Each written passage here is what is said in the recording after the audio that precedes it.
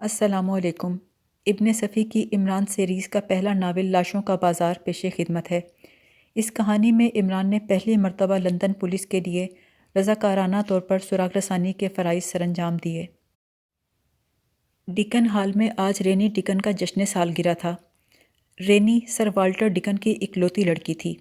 اکلوتی نہ بھی ہوتی تب بھی جشن سالگرہ اسی شان و شوکت کے ساتھ ہوتا، کیونکہ سر والٹر نے نہ صرف اپنی آبائی دولت کو برقرار رکھا تھا بلکہ ان کی اپنی پیدا کی ہوئی دولت بھی کافی تھی۔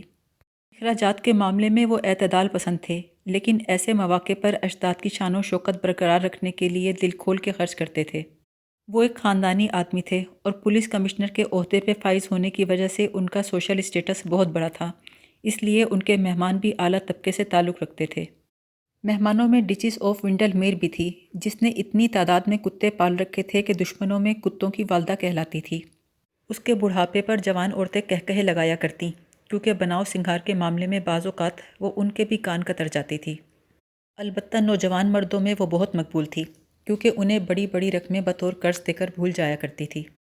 مہمانوں میں نوجوان لارڈ ٹیوی وکفیلڈ بھی تھا، جس کی شہرت یہ تھی کہ وہ ایک شاخرچ قارون تھا۔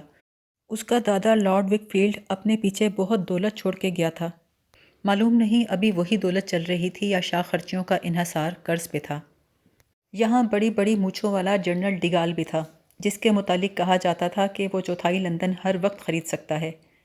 وہ آج ہی اپنی لڑکی رومیلا کے ساتھ فرانس سے آیا تھا۔ رومیلا کے سینے پہ جگمگاتے جواہرات کے ہار کی قیمت کئی ہزار پاؤنڈ تھی۔ وہ بے حد خوبصورت لڑکی تھی۔ اس کی چمکدار آنکھیں اور سرخ یاقوت جیسے ہونٹ اسے بے حد پرکشش بناتے تھے۔ ٹیوی وکفیلڈ اتنی دیر سے رومیلا ہی کو دیکھ رہا تھا۔ اس نے دو ایک بار اس کے قریب ہونے کی کوشش بھی کی، لیکن رومیلا تو اس خوبصورت مشرقی شہزادے کو دیکھ رہی تھی جس کے جسم پر سلک کا خوبصورت لبادہ تھا، سر پہ پگڑی اور پگڑی کے اندر مور کا پر۔ جب رینی کیک کاٹ رہی تھی تو مشرقی شہزادے نے دعا کے انداز میں ہاتھ اٹھا کر کہا، اگر تو میرے ملک میں ہوتی تو باجرے کی روٹیاں پکاتے پکاتے تیرے ہاتھ سیاہ پڑ جاتے۔ خدا تجھے کسی دہقان سے آش نہ کرے۔ رینی نے سادگی سے اس کا شکریہ ادا کیا، لیکن وہاں اگر کوئی اردو جاننے والا ہوتا تو اس کی شامت آ گئی ہوتی۔ رومیلا نے سرگوشی میں اس کے متعلق پوچھا تو رینی مسکرائی۔ اوہ، وہ دنیا کا سب سے بڑا کریک ہے وہ۔ کیا اس وقت وہ اپنے قومی لباس میں ہے؟ معلوم نہیں، میں نے تو اس کے جسم پہ درجنوں قسم کے لباس دیکھے ہیں۔ ملو گی اس سے؟ ہاں ضرور، مجھے مشرق سے عشق ہے اور اس وقت تو یہ پرانی کہانیوں کا مشرقی شہزادہ معلوم ہو رہا ہے۔ رینی مسکراتے ہوئے رومیلا کو اس مشرقی شہزادے کے قریب لے گئی، جو ایک گوشے میں کھڑا اس طرح پلکیں جھپکا رہا تھا جیسے کوئی شرمیلی لڑکی بے لگام مردوں کے درمیان پہنچ گئی ہو۔ رینی نے کہا، مسٹر علی عمران، ان سے ملیے میری دوست مادام رومیلا ڈیگال۔ سلام علیکم۔ وہ پیشانی تک ہاتھ لے گیا، پھر مصافحہ کرتا ہوا بولا، پرنس آف ڈھمپ، آپ سے مل کے بہت خوش ہوا۔ میری طرف سے بھی یہی سمجھیے، رومیلا مسکرائی۔ آج دن بھر موسم بڑا واہیات رہا، شہزادے نے کہا۔ اوہ، مجھے احساس نہیں ہوا، دراصل لندن مجھے بہت پسند ہے۔ مجھے لندن کا موسم بالکل پسند نہیں، راتیں تو پیرس کی خوشگوار ہیں۔ تو آپ بھی رہے ہیں فرانس میں؟ شہزادے نے غمگین شکل بنا کر کہا، میرے دادا کا انتقال وہیں ہوا تھا۔ رینی نے کہا، میری سالگرہ کے موقع پر بھی یہی غمناک تذکرہ لے بیٹھے۔ شہزادے نے فوراً معذرت کی، I am sorry miss Deacon. Renee نے کہا، میں ابھی آئی، اور انہیں چھوڑ کر دوسری طرف چلی گئی۔ رومیلا نے کہا، فرانس آپ کو کیسا لگا پرنس؟ ہاں مادام، فرانس کے موسم کا کیا کہنا، میں دراصل پیرس میں ہی رہتی ہوں۔ آپ بڑی خوش قسمت ہیں مادام، وہاں کا موسم۔ آپ بار بار موسم کی بات کیوں کرتے ہیں؟ مجھے یہی کہا گیا تھا کہ پہلی ملاقات پہ موسم کی باتیں کی جاتی ہیں۔ پہلی ملاقات پہ موسم کی باتیں چھیڑتا ہوں اور دوسری ملاقات تو آج تک کسی سے ہوئی ہی نہیں۔ رومیلا ہنسنے لگی، میں ان تکلفات کی عادی نہیں ہوں، آپ مجھ سے دوسری چیزوں کے متعلق گفتگو کر سکتے ہیں پرنس۔ آہا، تو کیا میں دوسری قسم کی گفتگو شروع کر دوں؟ عمران نے احمقانہ انداز میں پوچھا۔ ضرور پرنس، ضرور۔ کیا آپ کو مرغیوں سے دلچسپی ہے؟ صبح کے ناشتے میں انڈوں کی حد تک۔ میرے محل میں 85,000 مرغیاں ہیں۔ اوہ نو، رومیلا نے بے یقینی سے کہا۔ اگر آپ کو یقین نہیں تو آپ میرے ڈیڈی کو خط لکھ کے دریافت کر سکتی ہیں۔ اتنی مرغیاں تو میں نے زندگی بھر نہیں دیکھیں۔ بڑا روح پرور منظر ہوتا ہے جب ساری مرغیاں ایک ساتھ کڑکڑاتی ہیں اور تقریباً 80,000 انڈے ملتے ہیں روز۔ اتنے زیادہ انڈوں کا کیا کیا جاتا ہوگا؟ ریاست کی عوام میں مفت تقسیم کیے جاتے ہیں، اس سے ان کا معیار زندگی ناشتے کے وقت بلند ہو جاتا ہے۔ لیکن محل میں گندگی تو بہت پھیلتی ہوگی۔ بالکل بھی نہیں، ہر مرغی کے پیچھے ایک آدمی ہر وقت موجود رہتا ہے۔ او مائی گاڈ، کتنا خرچ آتا ہوگا۔ اگر آپ اتنا خرچ نہیں کر سکتی تو 10 مرغیوں سے شروعات کر لیجئے۔ عمران نے بڑے خلوص سے مشورہ دیا۔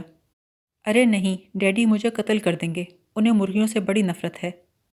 رقص کی موسیقی شروع ہو گئی تھی۔ عمران نے کہا اب آپ کے احباب آپ سے رقص کی درخواست کریں گے۔ رومیلا نے کہا یہاں میرا کوئی دوست نہیں ہے۔ وہ دیکھیے، لارڈ وکفیلڈ یہیں تشریف لا رہے ہیں۔ اس بندر کے ساتھ تو میں ہرگز رقص نہ کروں گی۔ ابھی آپ نے بھی تو رقص کے لیے کہا تھا۔ میں نے؟ کب؟ رومیلا نے عمران کا ہاتھ کھینچ کر اپنے کندھے پہ رکھا، پھر وہ وہیں سے والس ناچتے ہوئے رقص کرنے والوں کی بھیڑ میں پہنچ گئے۔ عمران نے بلند آواز میں کہا، کنفیوشس نے کہا تھا ایک دن سورج کی روشنی تاریکیوں میں جا سوئے گی، تو کیا سورج کو سلیپنگ سوٹ سلوا لینا چاہیے؟ رومیلا ہنسنے لگی اور لارڈ وکفیلڈ جو رومیلا کے ساتھ ڈانس کرنے کی توقع پر آیا تھا مسکراتا ہوا پلٹ گیا۔ ڈچس آف ونڈل میر ایک گوشے میں اکیلی بیٹھی تھی۔ ہیلو ٹیوی، اس نے لارڈ وکفیلڈ کو مخاطب کیا۔ مجھے حیرت ہے تم تنہا ہو۔ میری طبیعت کچھ ٹھیک نہیں ہے، نوجوان وکفیلڈ اس کے قریب بیٹھتے ہوئے بولا، پھر سرسری انداز میں پوچھا، کیا جنرل ڈیگال کی لڑکی پہلی بار آئی ہے لندن؟ ہاں شاید پہلی بار آئی ہے، ڈچس نے جواب دیا۔ بڑی مغرور لڑکی ہے۔ پھر اس کی طرف جھک کر آہستہ سے رازدارانہ انداز میں بولی، یہ جنرل ڈیگال کوئی خاندانی آدمی نہیں ہے، اس کا باپ ایک میڈیکل اسٹور چلاتا تھا اور اس کی ماں موچیوں کے خاندان سے تھی۔ جب یہ چھوٹے لوگ ترقی کر جاتے ہیں تو ان کے دماغ ساتویں آسمان پہ پہنچ جاتے ہیں۔ پتہ نہیں سر ڈیکن اسے منہ کیوں لگاتے ہیں۔ جس احمق سے مشرقی لڑکے کے ساتھ وہ ناچ رہی ہے وہ کون ہے؟ سر ڈیکن کے کسی دوست کا لڑکا ہے، یہاں تعلیم حاصل کر رہا ہے آکسفورڈ یونیورسٹی میں۔ کیا کوئی شہزادہ ہے؟ ہاں کہتا تو یہی ہے۔ رہتا کہاں ہے؟ یہیں رہتا ہے سر ڈیکن کے ساتھ۔ یہیں رہتا ہے؟ لارڈ وکفیلڈ کے لہجے میں حیرت تھی۔ اس نے مڑ کر پاس سے گزرتی ہوئی ٹرالی سے ایک پیگ اٹھا لیا، پھر وہ دونوں خاموش بیٹھے رہے جب تک کہ رقص کی موسیقی ختم نہیں ہو گئی۔ وکفیلڈ رومیلا ہی کو دیکھ رہا تھا جو اب رینی کے پاس جا بیٹھی تھی اور احمق شہزادہ کٹی پتنگ کی طرح سارے حال میں چکراتا پھر رہا تھا۔ حیرت انگیز رینی، وہ بڑا اچھا ناچتا ہے۔ اس نے بتایا ہے کہ یہاں ریسرچ کر رہا ہے، کیا یہ سچ ہے؟ ہاں سچ ہے۔ حیرت ہے، باتیں تو بالکل احمق و کسی کرتا ہے۔ باتیں وہ کرتا ہی کب ہے، میری بکواس کرتا ہے۔ اور رینی، یہ مرغیوں کا کیا معاملہ ہے؟ رینی نے کہا، ایک نہیں درجنوں معاملے ہیں، کیا اس نے تم سے کووں کے متعلق باتیں نہیں کی؟ نہیں تو اگلی ملاقات پہ ضرور کرے گا، کیونکہ کووں کے علاوہ اسے کوئی اور پرندہ پسند نہیں۔ بنتا ہے یا سچ مچ خپتی ہے؟ کیا معلوم، رینی نے مسکرا کر کہا۔ ویسے کیا تم اس میں بہت زیادہ دلچسپی نہیں لے رہی؟ رومیلا نے اس بات کا جواب نہیں دیا اور بولی، اس کے ساتھ تمہارا وقت تو بہت اچھا کٹتا ہوگا، کہہ رہا تھا یہی رہتا ہے تم لوگوں کے ساتھ۔ رینی ہنسی، وقت اچھا کٹتا ہوگا؟ ارے وہ مجھ سے ایسے بات کرتا ہے جیسے میرا دادا ہو۔ تو پھر تمہارے ڈیڈی کس طرح برداشت کرتے ہیں اسے؟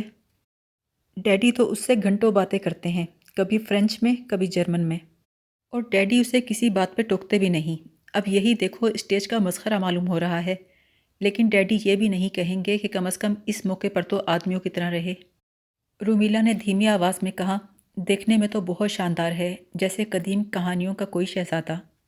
رینی نے جواب دیا، لیکن مجھے قدیم شہزادوں میں کوئی دلچسپی نہیں۔ دوسرے راؤنڈ کی موسیقی شروع ہو گئی تھی۔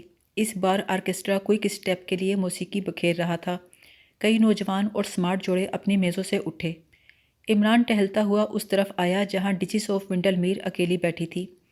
وہ اسے کافی پسند کرتی تھی کیونکہ وہ اس سے کتوں کے علاوہ کسی موضوع پہ گفتگو نہیں کرتا تھا۔ How are you my lady, اس نے بڑے ادب سے کہا۔ فائن پرنس، آؤ بیٹھو، مجھے حیرت ہے کہ تم تنہا ہو۔ او مائی لیڈی، میں بہت محتاط آدمی ہوں، صرف وہی لوگ مجھ سے قریب ہو سکتے ہیں جن کی رگوں میں شاہی خون ہو۔ مجھے انتہائی افسوس ہے ابھی میں ایک فوجی کی لڑکی کے ساتھ ناشتا رہا۔ مجھے خود بھی حیرت تھی ڈھمپ، میں سمجھا تھا وہ کسی اچھی نسل کی ہے۔ خیر مائی لیڈی، آج میں بہت خوش ہوں۔ میں نے اپنے محل میں ایک تجربہ کیا تھا۔ آج ہی اطلاع ملی ہے کہ تجربہ 100% کامیاب رہا۔ کیسا تجربہ پرنس؟ میں نے ڈکشن کی مادہ کا جوڑ لینڈی ڈوگ سے لگایا تھا۔ لینڈی ڈوگ؟ یہ نسل تو میرے لیے بالکل نئی ہے۔ میری ریاست میں تو لینڈی ڈوگ بکثرت پایا جاتا ہے۔ ہر گلی میں 8-10 ہر وقت ہوتے ہیں۔ اوہ ریئلی پرنس؟ اچھا، تمہارے تجربے کا نتیجہ کیا رہا؟ ونڈرفل مائی لیڈی، میں نے ایک بالکل نئی نسل پیدا کی ہے۔ میں نے تصویریں منگائی ہیں، آپ کو بھی دکھاؤں گا۔ اوہ ڈھمپ، ایک لینڈی ڈاگ مجھے بھی منگوا دو۔ ضرور منگا دوں گا مائی لیڈی۔ کبھی ونڈل میر کیسل آؤ نا۔ ضرور آؤں گا مائی لیڈی۔ ویسے آپ نے آخری بار رقص کب کیا تھا؟ اوہ بہت پرانی بات ہے پرنس۔ تو اب کیوں نہیں کرتی؟ اب کیا میری رقص کرنے کی عمر ہے؟ اور پھر میں کمتر آدمیوں کے ساتھ رقص کرنا کبھی پسند نہ کروں۔ کیا تمہیں یہاں ایک بھی ڈیوک نظر آ رہا ہے؟ ڈیوک تو کوئی نہیں مائی لیڈی، مگر میں خود چنگیز خان کی نسل سے ہوں۔ او شٹ اپ پرنس، کیا میں تمہاری ہم عمر ہوں؟ میں تو کوئی حرج نہیں سمجھتا مائی لیڈی۔ عمران نے پاس سے گزرتی ایک ٹرالی روک کر ایک پیگ میں کئی طرح کی شرابیں ملائیں، پھر پیگ ڈچز کی طرف بڑھایا۔ آپ یہ کاکٹیل یقیناً پسند کریں گی، مگر میں اس کے بنانے کا طریقہ نہیں بتا سکوں گا کیونکہ یہ ڈھمپ خاندان کا مقدس راز ہے۔ ڈچز نے چھوٹا سا گھونٹ لے کر کہا، واقعی بہت عمدہ ہے۔ عمران بولا، ڈھمپ خاندان میں یہ کاکٹیل کی بجائے ڈنکی ٹیل کہلاتی ہے۔ ڈچز ہنسنے لگی، تم بہت دلچسپ باتیں کرتے ہو پرنس۔ عمران نے اسے ایک پیگ اور بنا کے دیا اور چوتھے پیگ کے بعد وہ اس کے ساتھ ناچنے پہ تیار ہو گئی۔ جس نے بھی اس جوڑے کو دیکھا حیران رہ گیا۔ اس وقت رومیلا اپنے باپ کے پاس بیٹھی تھی۔ وہ اسے چھوڑ کر اس میز پر آئی جہاں رینی بیٹھی تھی۔ وہ اس بڑھیا کے ساتھ ناچ رہا ہے۔ رینی نے کہا، وہ ڈچز آف ونڈل میر ہے، بڑی مغرور عورت ہے، بہت لیے دیے رہتی ہے۔ شاید اس وقت نشے میں ہے۔ ہاں، بیچارہ ڈیوک تو اس وقت اپنی قبر میں پچھاڑے کھا رہا ہوگا۔ عمران اور ڈچز کو دیکھ کر حال میں کہے گونج رہے تھے، لیکن ڈچز کو ذرہ برابر پرواہ نہیں تھی کیونکہ ڈھمپ خاندان کی ڈنکی ٹیل اس کے ذہن پہ سکہ بٹھا چکی تھی۔ عمران آہستہ سے اس کے کان میں بولا، تم بہت حسین ہو ونڈل میر۔ او ڈھمپ مائی ڈارلنگ، میں جوان ہوتی تو تم سے شادی کر لیتی۔ او مائی ڈچز، شادی تو میں صرف کیلی پیٹرسن سے کروں گا۔ او پرنس، تم اسے کبھی نہ پا سکو گے۔ کیوں نہیں پا سکوں گا؟ میں اسے بہت چاہتا ہوں۔ چھوڑو پرنس، تم بس مجھے ایک لینڈی ڈاگ منگا دو۔ ضرور منگا دوں گا مائی لیڈی، تم میری شادی کیلی پیٹرسن سے کرا دو۔ او پرنس، ابھی تو تم مجھ سے محبت کر رہے تھے۔ او مائی لیڈی، محبت تو میں تم سے ہی کروں گا، لیکن شادی کیلی پیٹرسن سے کروں گا۔ جانے کہاں ہے کیلی پیٹرسن؟ میں نے تو پچھلے سال سے اسے نہیں دیکھا۔ تو اس کی تصویر ہی دکھا دو۔ تصویر نہیں ہے اس کی ڈھمپ ڈیئر، اور بس میں اب اور نہیں ناچوں گی۔ ڈچز عمران کی باہوں سے نکل کر لڑکھڑاتی ہوئی اپنی میز پہ چلی گئی اور عمران دوبارہ کٹی پتنگ کی طرح حال میں چکرانے لگا، لیکن اب وہ جدھر سے گزرتا کہے اس کا استقبال کرتے۔ ابے اور ڈھمپ کے بچے، سر ڈیکن نے عمران کو آہستہ سے آواز دی۔ یس سر، عمران پلٹا۔ تم نے تو کمال کا رقص کیا ڈچز کے ساتھ۔ یس سر، مگر شاید میں 15 دن کسی ہسپتال میں پڑا رہوں۔ سر ڈیکن مسکرائے، میرے ساتھ آؤ، میرا خیال ہے تم نے وقت برباد نہیں کیا ہوگا۔ وہ عمران کو ساتھ لے کر ایک طویل راہداری سے گزرتے ہوئے اپنے کمرے میں آ گئے۔ سر والٹر ڈیکن اور عمران کے والد رحمان صاحب زمانہ طالب علمی سے ایک دوسرے کے دوست تھے۔ پھر اتفاق یہ کہ دونوں حضرات اپنے اپنے ملک میں محکمہ سراغ رسانی سے وابستہ ہوئے۔ عمران کو اعلیٰ تعلیم کے لیے آکسفورڈ بھیجتے وقت رحمان صاحب نے خاص طور پہ تاکید کی کہ رہائش سر ڈیکن کے گھر رکھے۔ پہلی ملاقات سے ہی عمران کی غیر معمولی ذہانت نے سر ڈیکن کو اس کا گرویدہ بنا دیا۔ پھر ہر گزرتے دن کے ساتھ وہ اس کے قریب ہوتے گئے۔ عمران نے کان کھجاتے ہوئے کہا، سر اس نے کیلی پیٹرسن کے متعلق بات کرنے سے مکمل گریز کیا ہے۔ تو میرا خیال صحیح نکلا، ڈچز کیلی کے متعلق بہت کچھ جانتی ہے۔ یس سر، لیکن اس سے بات اگلوا لینا بہت مشکل ہے۔ عمران، مجھے کیلی پیٹرسن سے کوئی دلچسپی نہیں ہے، میں تو صرف لندن کی فضا پرامن دیکھنا چاہتا ہوں۔ پچھلی رات پھر میکلارنس کے آدمیوں نے کیلی کی تلاش میں مختلف عمارتوں پہ چھاپے مارے ہیں۔ اس مختصر سی بات چیت کے بعد سر ڈیکن دوبارہ اپنے مہمانوں میں چلے گئے، لیکن ان کے چہرے پر پریشانی واضح تھی۔ بحیثیت پولیس کمشنر آج کل ان کی زندگی بڑی الجھن میں تھی، کیونکہ لندن کے پرانے فتنے نے سر اٹھا لیا تھا۔ یہ فتنہ پراسرار اور خطرناک آدمی میکلارنس تھا، جو لندن کا زلزلہ کہلاتا تھا۔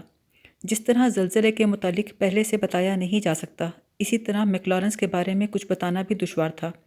وہ آندھی طوفان کی طرح آتا اور جو چاہتا کر گزرتا۔ اس کے بارے میں کوئی کچھ نہیں جانتا تھا، کیونکہ وہ ہمیشہ سیاہ نقاب میں ہوتا تھا۔ اکثر اس کے گروہ کے آدمی پکڑے بھی گئے، لیکن اس سے صرف اتنا ہوا کہ ان کی نشاندہی پہ 2-4 اور لوگ پکڑے گئے، اور بس۔ وہ صرف یہی بتا سکے کہ حملوں اور ڈاکوں کے وقت ان کی قیادت میکلارنس خود کرتا تھا۔ میکلارنس کی گاڑی میں چاروں طرف مشین گنیں فٹ تھیں، لیکن گولیوں کی بوچھاڑ وہ اس وقت کرتا جب کوئی اسے روکنے کی کوشش کرتا۔ 2 بار وہ پولیس کی زد میں آیا، لیکن دونوں بار بچ نکلا۔ ایک بار اس کار کا ریڈیو ٹرانسمیٹر خراب ہو گیا جو اس کا تعاقب کر رہی تھی۔ اگر ٹرانسمیٹر پہ رابطہ قائم رہتا تو اس کی گاڑی چاروں طرف سے گھیر لی جاتی۔ دوسری مرتبہ وہ پولیس سے بچنے کے لیے اپنی کار کو اس سڑک پر لے گیا جہاں سے ایک جلوس گزر رہا تھا، لہٰذا پولیس نے اس کا تعاقب چھوڑ دیا۔ اگر اس وقت پولیس عقل مندی سے کام نہ لیتی تو وہ یقیناً مشین گن کھول دیتا اور سڑک پہ لاشوں کا بازار لگ جاتا۔ اکثر مہینوں تک میکلارنس کا نام بھی سنائی نہ دیتا، پھر اچانک زلزلہ سا آ جاتا۔ بے شمار قتل ہوتے، لاتعداد ڈاکے پڑتے، اور نہ جانے کتنی عمارتیں راکھ کا ڈھیر ہو جاتیں۔ پچھلے 6 ماہ سے لندن کی فضا پرسکون تھی، لیکن آج کل پھر میکلارنس نے اپنی سرگرمیاں تیز کر دی تھیں۔ یہی وجہ تھی کہ سر ڈیکن اس خوشی کے موقع پر بھی پریشان تھے۔ دوسری صبح ڈیکن ہال میں صرف وہی مہمان تھے جو دوسرے شہروں سے آئے تھے۔ رومیلا نے ناشتے کی میز پر عمران کو نہ پا کر سوالیہ نظروں سے رینی کو دیکھا۔ رینی نے کہا، وہ ناشتہ ہمارے ساتھ نہیں کرتا، اس وقت تو اپنے کمرے میں سر کے بل کھڑا ہوگا۔ سر کے بل؟ رومیلا ہنس پڑی۔ تمہیں یقین نہیں؟ ابھی دکھاتی ہوں۔ ناشتے کے بعد رینی اسے عمران کے کمرے کی طرف لے گئی۔ دروازے کے سامنے رک کر بولی، کنجی کے سوراخ سے آنکھ لگا لو۔ رومیلا نے ادھر ادھر دیکھ کر گھٹنوں کے بل بیٹھ کر ایک آنکھ کنجی کے سوراخ سے لگائی تو بے ساختہ ہنس پڑی۔ عمران نے دروازہ کھول کر کہا، گڈ مارننگ کڈیز۔ رینی آنکھیں نکال کر بولی، ہم بچیاں لگتی ہیں تمہیں؟ ہٹو ادھر، میری مہمان تمہارا کمرہ دیکھنا چاہتی ہیں۔ رومیلا نے مسکراتے ہوئے کہا، آپ کی اجازت سے، اور کمرے میں چلی آئی۔ عمران کے کمرے کی آرائش دیکھ کر وہ ہنس پڑی۔ لوگ اپنے کمروں کی دیواروں پر شیروں، ہرنوں اور 12 سینگوں کے سر لگاتے ہیں۔ عمران نے کمرے کی دیوار پر گدھوں کے سر لگا رکھے تھے۔ دوسری دیوار پر چند بوڑھی عورتوں کی تصاویر تھیں اور تیسری دیوار پر کچھووں، چمگادڑوں اور بندروں کی۔ اس کو ہنستے دیکھ کر عمران جھلا گیا۔ یہ کیا حماقت ہے، جو بھی آتا ہے ہنستا ہے، کیا میں الو ہوں؟ رینی نے کہا، ارے ہاں الو، اپنی تصویر تو تم یہاں لگانا ہی بھول گئے۔ جی میں بھول نہیں گیا، میں نے مصلحتاً نہیں لگائی۔ کئی آدمی لڑ پڑتے ہیں کہ میں نے ان کی تصویر اپنے کمرے میں کیوں لگائی ہے۔ رومیلا بڑی دلچسپی سے ادھر ادھر دیکھ رہی تھی۔ کمرے میں ایک جگہ اونچے اونچے اسٹولوں پر کچھ بالٹیاں اور دیگچیاں پڑی تھیں۔ اس نے عمران سے پوچھا، یہ سب کیا ہے؟ عمران نے جواب دیا، یہ سب 1000 سال بعد کے لیے ہے۔ کیا مطلب؟ میں بتاتی ہوں، رینی نے کہا۔ پرنس آف ڈھمپ کا خیال ہے کہ جس طرح آج کل ہم اپنے کمروں میں قدیم یونانی اور مصری چیزیں سجاتے ہیں، اسی طرح اب سے 1000 سال بعد یہ بالٹیاں اور دیگچیاں کمروں کی زینت بنا کریں گی۔ اور یہ گدھوں کے سر؟ رومیلا نے مسکرا کر کہا۔ عمران گرج کر بولا، خبردار، یہ تاریخی گدھے ہیں۔ یہ پہلا چنگیز خان کے گدھے کا سر ہے، دوسرا فرعون چہارم کے گدھے کا۔ اور یہ تیسرا؟ رومیلا نے پوچھا۔ تیسرے کے متعلق ابھی تحقیق جاری ہے۔ تو پھر یہ تاریخی کیسے ہوا؟ ایسے کہ مجھے اس کی تاریخ پیدائش زبانی یاد ہے۔ آپ تو خیر ہنس رہی ہیں، بعض لوگ تو ان کو دیکھ کر ایسے منہ بناتے ہیں جیسے میں نے ان کے عزیزوں کے سر کاٹ کے دیوار پہ لگا دیے ہوں۔ اچھا بھائی، اب تم لوگ جاؤ، میری عبادت میں خلل پڑ گیا ہے۔ تو کیا آپ سر کے بل کھڑے ہو کر عبادت کرتے ہیں؟ عمران کی بجائے رینی نے جواب دیا، ان کا کہنا ہے کہ جیسے ہی یہ سر کے بل کھڑے ہوتے ہیں، ان کی عقل معدے سے کھوپڑی میں آ جاتی ہے۔ اب اس وقت سیدھے کھڑے ہیں تو عقل دوبارہ معدے میں چلی گئی ہوگی۔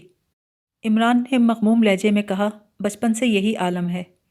اتنے میں ایک نوکر نے آ کر اطلاع دی کہ سر ڈیکن لائبریری میں عمران کا انتظار کر رہے ہیں، اس کا ناشتہ بھی وہیں ہے۔ لڑکیاں مزید تفریح کے موڈ میں تھیں، لیکن چونکہ سر ڈیکن نے اسے طلب کر لیا تھا، اس لیے دخل اندازی نہیں کر سکتی تھیں۔ جس وقت عمران پہنچا، سر ڈیکن اخبار پڑھنے میں مصروف تھے۔ عمران چپ چاپ اس میز پہ جا بیٹھا جس پر اس کے ناشتے کا سامان رکھا تھا۔ جیسے ہی اس نے ناشتہ ختم کیا، سر ڈیکن نے اخبار ایک طرف رکھ دیا اور چشمہ اتار کر بولے، ہم پچھلی رات کیلی پیٹرسن کے بارے میں بات کر رہے تھے۔ جی سر، عمران نے کہا۔ سر ڈیکن کہنے لگے، کیلی پیٹرسن ایک بہت بڑی فرم کی مالک ہے، لیکن کوئی نہیں جانتا کہ وہ کون ہے۔ اس کا خود کو پوشیدہ رکھنا ہمارے لیے کوئی اہمیت نہیں رکھتا، لیکن جب سے میک لارنس اس میں دلچسپی لینے لگا ہے، پولیس کو تشویش ہو گئی ہے۔ ابھی 3 دن پہلے میک لارنس کے آدمی پیٹرسن اینڈ پیچنگ کارپوریشن کے جنرل مینیجر کو اٹھا کر لے گئی۔ 2 دن تک اسے ڈراتے دھمکاتے رہے، مارتے پیٹتے رہے۔ وہ غریب خود کیلی سے واقف نہیں تھا، انہیں کیا بتاتا۔ بہرحال انہوں نے اسے چھوڑ دیا، اب وہ اپنی چوٹوں کا علاج کرا رہا ہے۔ لیکن جناب، آخر یہ کیلی پیٹرسن ہے کون؟ کیلی پیٹرسن ڈیرنگ پیٹرسن کی بھتیجی ہے۔ ڈیرنگ پیٹرسن ایک بے اولاد آدمی تھا۔ اس کی موت کے بعد اس کا ترکہ اس کی بھتیجی کیلی پیٹرسن کو مل گیا، جو ان دنوں آسٹریلیا میں رہتی تھی، کیونکہ کیلی کا والد راجر پیٹرسن جوانی میں آسٹریلیا جا بسا تھا۔ اس نے وہیں شادی کی تھی اور کبھی انگلینڈ واپس نہیں آیا تھا۔ ڈیرنگ پیٹرسن جانتا تھا کہ آسٹریلیا میں اس کی ایک بھتیجی موجود ہے، لہٰذا اس نے باقاعدہ وصیت نامہ تحریر کرایا کہ اس کی موت کے بعد کیلی پیٹرسن ہی اس کی تنہا وارث ہے۔ سر ڈیکن خاموش ہوئے تو عمران نے پوچھا، ڈیرنگ پیٹرسن کے انتقال کو کتنا عرصہ گزرا ہے؟ تقریباً 5 سال۔ وہ اپنے چچا کے انتقال پر نہیں آئی تھی، اسی لیے کوئی اس سے واقف نہیں ہے، لیکن بعد میں کسی وقت وہ لندن آ گئی، اب 4 سال سے یہیں کہیں رہتی ہے۔ اچانک عمران ان کی بات کاٹ کے بولا، اگر اس کی اور میک لارنس کی شادی ہو جائے تو کیسا رہے؟ اسے بھی کوئی نہیں جانتا۔ عمران اپنی عادت سے مجبور ہو کر کبھی کبھی انہیں بھی گھسنے کی کوشش کرتا تھا، لیکن وہ ہنس کے ٹال دیتے تھے۔ اس وقت بھی انہوں نے یہی کہا، بکواس شروع کر دی تم نے؟ عمران سنجیدہ ہو کر بولا، سر ایک بات سمجھ میں نہیں آئی، آخر کیلی پیٹرسن کا کام کیسے چلتا ہوگا؟ سر ڈیکن نے کہا، کیلی پیٹرسن کا وکیل وہی ہے جو اس کے چچا ڈیرنگ کا تھا۔ وہ مطمئن ہے کہ فرم کا سارا منافع کیلی پیٹرسن کو پہنچ رہا ہے۔ عمران نے کہا، سر پھر تو میک لارنس بڑا گدھا ہے، اس وکیل پہ ہاتھ ڈالنے کے بجائے فرم کے مینیجر کو پکڑ لیا۔ سر ڈیکن نے جواب دیا، شاید اس لیے کہ وہ وکیل مورگیٹ اسٹریٹ کی پولیس چوکی کے اوپر رہتا ہے۔ تو جناب، پھر آپ اس وکیل سے کیلی کا پتہ کیوں نہیں پوچھتے؟ ہم نے پوچھا ہے، مگر وہ بھی کیلی سے واقف نہیں ہے۔ اگر وہ واقف نہیں ہے تو مطمئن کیسے ہے کہ مسٹر ڈیرنگ کی فرم کا منافع کیلی کو پہنچ رہا ہے؟ کیونکہ ایک معزز عورت نے کیلی پیٹرسن کی ضمانت دی ہے۔ وہ کیلی پیٹرسن کو عرصہ دراز سے جانتی ہے، اس کے دستخط پہچانتی ہے۔ وہ عورت بذات خود عرصہ دراز تک سڈنی میں رہ بھی چکی ہے۔ اور وہ معزز عورت کون ہے جناب؟ Duchess of ونڈل Mir.